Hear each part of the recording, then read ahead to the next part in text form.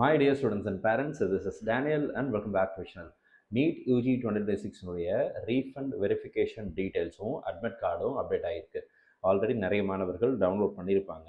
ஆனால் பெரும்பான்மையான மாணவர்கள், நீட் எழுதக்கூடிய பெரும்பான்மையான மாணவர்களால் தங்களுடைய அட்மிட் கார்டை டவுன்லோட் பண்ண முடியல. இதற்கு முக்கியமான காரணம் என்ன அப்படின்னா, வெறும் அட்மிட் கார்டை மட்டும் கொடுக்காம அதோடு சேர்த்து ரீஃபண்ட் அக்கௌண்ட் டீட்டெயில்ஸையும் உள்ளே மர்ஜ் பண்ணது தான். இதில் பலவிதமான சந்தேகங்கள் மாணவர்களுக்கு வருது.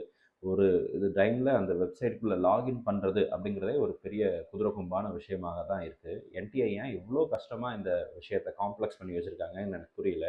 ஆல்ரெடி ரீஃபண்டுக்கு அக்கௌண்ட் டீட்டெயில்ஸை வாங்கிட்டாங்க. கொடுத்த மாணவர்கள் அது சரியாக இருக்கும், அதை கரெக்டாக தான் கொடுத்துருப்பாங்க. ஒரு சிலர் தவறுகளை செய்திருக்கலாம். அதை சரி செய்கிறதுக்கு தனியாக ஒரு விண்டோவை கொடுத்துருக்கலாம். அதோட அட்மிட் கார்டையும் சேர்த்து கொண்டு வந்தது ஒரு கல்வியாளராக நான் இதை தேவையில்லாத விஷயமாக தான் பார்க்குறேன். As of now students already ஒரு பயங்கர ப்ரெஷரில் இருக்காங்க.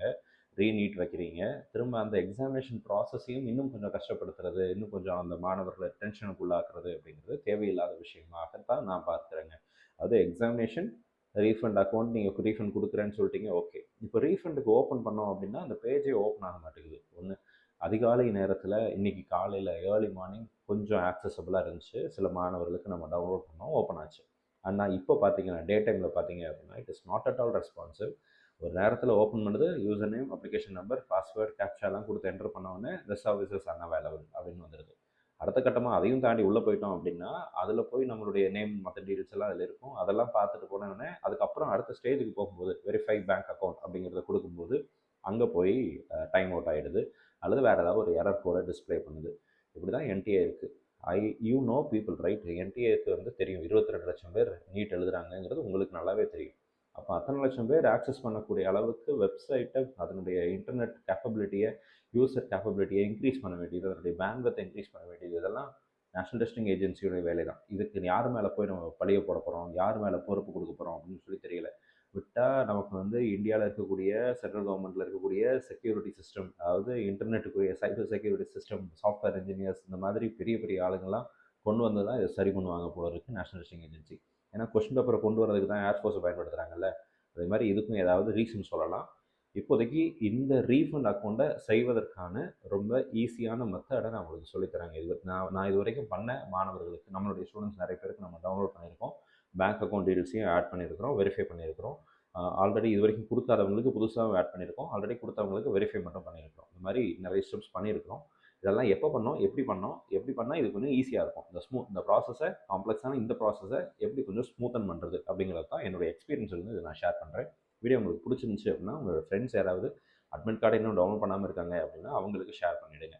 ஃபர்ஸ்ட் திங் என்னென்னு சொல்லி கேட்டிங்க அப்படின்னா, நீங்கள் சில விஷயங்களை ஃபஸ்ட்டு முன்கூட்டியே செய்யக்கூடாது. அதாவது நீங்கள் டே டைமில் இதை ட்ரை பண்ணுறதை அவாய்ட் பண்ணுறதுங்கிறது நல்லது. உங்களுக்கு ஆல்ரெடி எக்ஸாமினேஷன் சிட்டி என்னென்னு தெரியும். இப்போ கோயம்புத்தூரா, சென்னையா, மதுரையா, திருநெல்வேலியா, சேலமா, தஞ்சாவூரா, திருச்சியா, நாமக்கல்லா, இதெல்லாம் உங்களுக்கு தெரியும். அப்போது அந்த ஊரில் ஏதோ ஒரு சென்டர் தான் போட போகிறாங்க. ஐ அண்டர்ஸ்டாண்ட் 100% உங்களுடைய க்யூரியாசிட்டியை, உங்களுடைய அந்த தெரிந்து கொள்ளணுங்கிற அந்த ஆர்வத்தை என்னால் ஒரு ஆசிரியராக புரிந்து கொள்ள முடியுது. ஆனால் என்டிஏவை நம்ம எந்த விதத்துலேயும் அவங்கள சரியாகவே எடுத்து பார்க்கவே முடியல. அதில் அவங்க செய்கிற எந்த விஷயத்தையும் நம்மளால் ஜஸ்டிஃபையே பண்ண முடியாது. ரொம்ப ரொம்ப தவறான விஷயங்களை தான் செய்து கொண்டிருக்காங்க. இப்போ நான் உங்களுக்கு காமிக்கிறேன் பாருங்களேன். இப்போ என்டிஏனுடைய வெப்சைட்டுக்குள்ளே நீங்கள் போனீங்க அப்படின்னா இந்த மாதிரியான ஒரு பேஜ் அப்படிங்கிறது தான் இருக்கும். இங்கே அப்ளிகேஷன் நம்பர், பாஸ்வேர்டெலாம் போடுறதுக்கு முன்னாடி உங்களுடைய இன்டர்நெட் ஹிஸ்ட்ரி அண்ட் கேஷேவை ஃபுல்லாக கிளியர் பண்ணிடுங்க. இதெல்லாம் பண்ணதுக்கப்புறம் இது ஒர்க் ஆச்சு. ஆட்டோவோட கண்ணாடியை திருப்பினா வேலை செய்யுமா அப்படின்னு கேட்டால் வேலை செஞ்சுருக்கு, அதனால் சொல்கிறேன். கேஷேவை கிளியர் பண்ணுங்கள். And then most easiest time அப்படின்னா நைட்டு தான். ஒரு 10 மணிக்கு மேலே, மேபி அதிகாலையில் இந்த மாதிரிலாம் பண்ணால் ஓப்பன் ஆச்சு. இன்றைக்கி வரைக்கும் சொல்கிறேன். இன்றைக்கி அதாவது நம்ம இன்றைக்கி 15ஆம் தேதி காலையில் இருக்கிறோம். ஸோ 15ஆம் தேதி காலையில் 11 மணி போல் இந்த வீடியோ ரெக்கார்ட் பண்ணிட்டுருக்கோம். நேற்றுக்கு தான் ஓப்பன் ஆச்சுன்றதுனால இதாக இருந்துச்சு. பட் இன்றைக்குள்ளே பெரும்பாலும் இந்த சர்வர் இஷ்யூலாம் சால்வ் ஆகிடும். ஸோ நீங்கள் எப்போ ஓப்பன் பண்ணாலும் பண்ணிடலாம். பட் தொடர்ந்து நான் பண்ணிகிட்டே இருக்கேன், வரவே இல்லை அப்படின்னு சொல்கிறவங்களுக்கு நான் சொல்கிற ஒரே வழி, வெயிட் பண்ணுங்கள். இன்றைக்கி நைட்டு ட்ரை பண்ணுங்கள், அல்லது நாளைக்கு காலையில் ட்ரை பண்ணுங்கள். கண்டிப்பாக ஓப்பன் ஆகிடும். சரிங்களா? இதில் அப்ளிகேஷன் நம்பர், பாஸ்வேர்ட் கொடுங்க. உங்களுக்கு இப்படியான ஒரு பேஜுங்கிறது வரும். இந்த பேஜில் பாட்டம் சைடில் பார்த்தீங்க அப்படின்னா பேங்க் டீட்டெயில்ஸ் அப்படின்னு ஒன்று இருக்குது இல்லைங்களா? அந்த பேங்க் டீட்டெயில்ஸ் அப்படிங்கிறத நீங்கள் என்ன பண்ண போகிறீங்கன்னா கிளிக் பண்ண போகிறீங்க. இதை கிளிக் பண்ண உடனே நீங்கள் ஆல்ரெடி பேங்க் அக்கௌண்ட் டீட்டெயில்ஸை கொடுத்துருந்தீங்கன்னா, ரீஃபண்டுக்கு நான் ஆல்ரெடி அக்கௌண்ட் கொடுத்துட்டேன் அப்படின்னு சொல்கிறவங்களாக இருந்தால் இந்த இடத்துல நீங்கள் மென்ஷன் பண்ண நீங்கள் கொடுத்துருந்த ரீஃபண்ட் அக்கௌண்ட் டீட்டெயில்ஸ் நம்பர்ஸ் எல்லாம் அதில் காமிக்கும். எல்லாமே ஓகே அப்படின்னா edit your and confirm bank details அப்படிங்கிறத கிளிக் பண்ணுங்கள். இது வரைக்கும் நீங்கள் கொடுக்கவே இல்லைன்னா இந்த பேஜ் உங்களுக்கு வராது. ஆட் பேங்க் டீட்டெயில்ஸுங்கிறது மட்டும் வரும். ஸோ அப்போ இந்த இடத்துல வந்து உங்களுடைய மொபைல் நம்பர் எல்லாமே ஓகேன்னா மொபைல் நம்பர் அண்டு இமெயில் ஐடிக்கு ஓடிபி வரும். அந்த ஓடிபியை வெரிஃபை கொடுத்துட்டிங்கன்னா உங்களுக்கு வந்து சேவ் ஆகிடும். இப்போ புதுசாக பண்ணுறீங்கன்னா இந்த பேஜ் ஓப்பன் ஆயிடும். இது வரைக்கும் நான் ரீஃபண்ட் கொடுக்கவே இல்லை, இப்போ தான் ரீஃபண்ட் அக்கௌண்ட் கொடுக்க போகிறேன் அப்படின்னா உங்களுக்கு இந்த மாதிரி வரும். எந்த பேங்க்குங்கிறத நீங்கள் இந்த இந்தியன் பேங்க் நீங்கள் செலக்ட் ஆகிருக்கீங்களா, உங்களுக்கு எந்த பேங்க்கோ அதை நீங்கள் கிளிக் பண்ணிங்கன்னா ட்ராப் டவுன் வரும். அந்த ட்ராப் டவுனில் நீங்கள் வந்து உங்களுடைய கரெக்டான பேங்க் நேமை செலக்ட் பண்ணிக்கோங்க. அக்கௌண்ட் நம்பர் கேட்பாங்க, எஃப்எஸ்சி கோட் கேட்பாங்க, அக்கௌண்ட் ஹோல்டரோட பேர், ஃபாதர், மதர் அல்லது ஸ்டூடெண்ட், இவங்க 3 பேரினுடைய அக்கௌண்ட் நீங்கள் கொடுக்கலாம். அல்லது கார்டியன் இருக்காங்கன்னா கார்டியனோட அக்கௌண்ட் கொடுக்கலாம். தெரியாத நபர்கள் அல்லது உறவினர்கள் அவங்களுடைய அக்கௌண்ட்டு கொடுக்குறத அவாய்ட் பண்ணுறது நல்லது. நீங்கள் உங்களுடைய அக்கௌண்ட் டீட்டெயில்ஸ் கொடுத்தீங்கன்னா அது கொஞ்சம் யூஸ்ஃபுல்லாக இருக்குங்க. இதுக்கப்புறம் பார்த்தீங்கன்னா கன்ஃபார்ம் கொடுத்துட்டீங்க, சப்மிட் கொடுத்துட்டிங்கன்னா எல்லாம் கரெக்டாக இருக்காங்கிறத செக் பண்ண சொல்லும். எஸ்ன்னு கொடுத்துருங்க, சப்மிட் ஆகிடும். இப்போ பேங்க் டீட்டெயில்ஸ் சக்ஸஸ்ஃபுல்லி சப்மிட்டட் அப்படின்னு வந்துடும். இப்போ இந்த இந்த டைமுக்கு அப்புறம் தான் டவுன்லோட் அட்மிட் கார்டு அப்படின்னு சொல்லி ஒரு இது இருக்கும். இதை கிளிக் பண்ணிங்கன்னா உங்களுக்கு அட்மிட் கார்டு டவுன்லோட் பண்ணுறதுக்கான பேஜ் அப்படிங்கிறது ஓப்பன் ஆகிடும். ஸோ இங்கே உங்களுடைய application number and password, captcha, security பின்லாம் கொடுத்து லாகின் கொடுத்தீங்கன்னா உங்களுக்கு அட்மிட் கார்டு வந்துடும். இந்த இடத்துல டவுன்லோட் அட்மிட் கார்டுன்னு ஒன்று வருதுங்க. இதுலேயே என்டிஏ வந்து நிறைய குளறுபடிகள் செஞ்சுருக்கிறாங்க. என்ன செஞ்சுருக்கிறாங்கன்னு சொல்லி கேட்டிங்கன்னா, சில நேரங்களில் அட்மிட் கார்டு டவுன்லோட் பண்ணுறதுக்கு 2 லிங்க் கொடுத்துருக்காங்கல்ல, அதாவது என்டிஏனுடைய ஒரு லிங்க்கும் அதே மாதிரி ஃப்ரீ ரீஃபண்டுக்குரிய லிங்க்கும் அட்மிட் கார்டு டவுன்லோட் பண்ணுறதுக்கு லிங்க்னு சொல்லி 2 லிங்க் கொடுத்துருக்காங்க. இந்த 2 லிங்க்கில் எதை கிளிக் பண்ணாலும் ஒரே பேஜுக்கு போகிற மாதிரி வச்சுருந்தா, அல்லது இந்த 2 லிங்க் பதிலாக ஒரே லிங்க் கொடுத்துருந்தா பிரச்சனைகள், கன்ஃபியூஷன்ஸை அவாய்ட் பண்ணியிருக்கலாம்.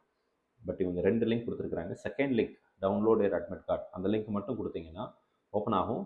மொபைலில் ஓப்பன் பண்ணிங்கன்னா அது வேறு லேஅவுட்டில் காட்டுது. டெஸ்க்டாப்பில் காமிக்கும்போது அதில் வேறு இது காமிக்குது. என்ன டிஃப்ரென்ஸ்னு பார்த்தீங்கன்னா, மொபைல் ஃபோனில் பண்ணும்போது சிலருக்கு நீங்கள் பேங்க் அக்கௌண்ட் டீட்டெயில்ஸ் கொடுக்கல, நீங்கள் வந்து to you want to proceed without giving refund account details அப்படின்னு சொல்லி கேட்குது. ரீஃபண்டுக்கு அக்கௌண்ட்டே நீங்கள் கொடுக்கல, உங்களுக்கு ஓகேவா அப்படின்னு சொல்லி கேட்குது. சில நேரங்களில் அதுக்கு எஸ் கொடுக்கணுமா, நோ கொடுக்கணுமா, இந்த கன்ஃபியூஷன் நிறைய பேருக்கு வருது. உங்களுக்கு ரீஃபண்ட் 100% எலிஜிபிள். நீங்கள் ரீஃபண்ட் வாங்கினாலும் நீட் எழுதலாம், வாங்கலைனாலும் நீட் எழுதலாம், அதில் பிரச்சனை கிடையாது. பட் உங்களுடைய அமௌண்ட்டை நீங்கள் திரும்ப வாங்குறதுங்கிறது நல்லதுங்க, சஜஸ்டட். நான் அவனே கொடுக்குறேன்னு சொல்கிறான், வேண்டாம்னு சொல்கிறது உங்களுடைய தனிப்பட்ட முடிவு. பட் உங்கள் இடத்துல நான் இருந்தேன் அப்படின்னா கண்டிப்பாக நான் வந்து ரீஃபண்ட் அப்படிங்கிறத வாங்கிடுவேன். ஏன்னா தவறு வந்து ஸ்டூடெண்ட் பேரில் இல்லை, mistake is on the NDA side. So அவங்க ரீஃபண்ட் கொடுத்துட்டு உங்களுக்கு எக்ஸாமினேஷன் ஃபீஸ் வாங்காமல் எக்ஸாமினேஷனை நடத்துகிறோம் அப்படின்னு சொல்லியிருக்கிறாங்க. ஸோ அந்த ஆப்பர்ச்சுனிட்டியை கொடுக்குறதுனால அதை கிளைம் பண்ணுறதுல தவறு கிடையாது. ஸோ அப்போ அது நீங்கள் அதை வாங்கிக்கிறது ஓகேவாக இருக்கும். ஒரு வேளை வேண்டான்னு முடிவு பண்ணிட்டீங்கன்னா வேணால் நீங்கள் அந்த மாதிரி நோ கொடுத்துட்டு அல்லது எஸ் கொடுத்துட்டு நீங்கள் வந்து மொபைல் ஃபோனில் பண்ணி டவுன்லோட் மட்டும் பண்ணிக்கலாம். இல்லை I want the refund back அப்படின்னா கொஞ்சம் வெயிட் பண்ணி இன்றைக்கி சாயங்காலமோ அல்லது நைட்டோ அல்லது நாளைக்கோ நீங்கள் வந்து உங்களுடைய அட்மிட் கார்டை டவுன்லோட் பண்ணுங்கள்.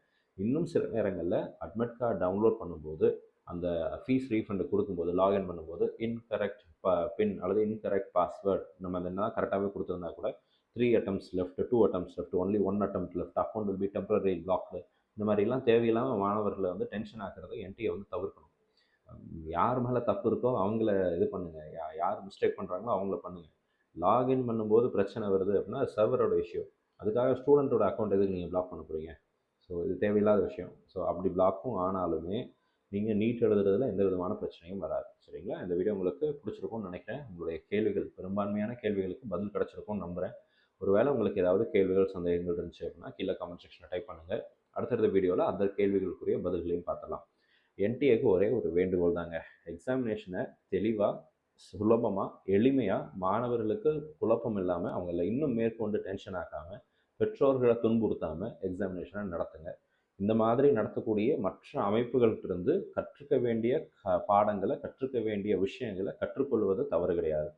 So NDA, I wish NTA should reform the examination process, especially when it comes to NEET. JEE ஒரு ஸ்மூத்தாக போயிட்டுருக்கு. மற்ற எக்ஸாமினேஷன்ஸ்னால் சில குளறுபடிகள் இருந்தால் கூட ஓரளவுக்கு ஸ்மூத்தாக போகுது. என்டையராக எக்ஸாமினேஷனை கேன்சல் பண்ணுறதுங்கிறது வந்து தேவையில்லாத விஷயமாக நான் பார்க்குறேங்க. நீங்கள் என்ன நினைக்கிறீங்கிறத கமெண்ட் செக்ஷனில் போடுங்க. என்டிஏ என்னென்ன மாற்றங்களை செய்யணும்னு நீங்கள் விரும்புகிறீங்க அதையும் கமெண்ட்டில் போடுங்க. ஸோ தட் நம்ம வந்து அடுத்தடுத்த விஷயங்களை இன்னும் கொஞ்சம் டீட்டெயிலாக கூட டிஸ்கஸ் பண்ணலாம். இந்த வீடியோ உங்களுக்கு பிடிச்சிருக்கும்னு நினைக்கிறேன். பிடிச்சிருந்துச்சி அப்படின்னா மறக்காமல் வீடியோ லைக் பண்ணுங்கள். All the way, and thank you so much.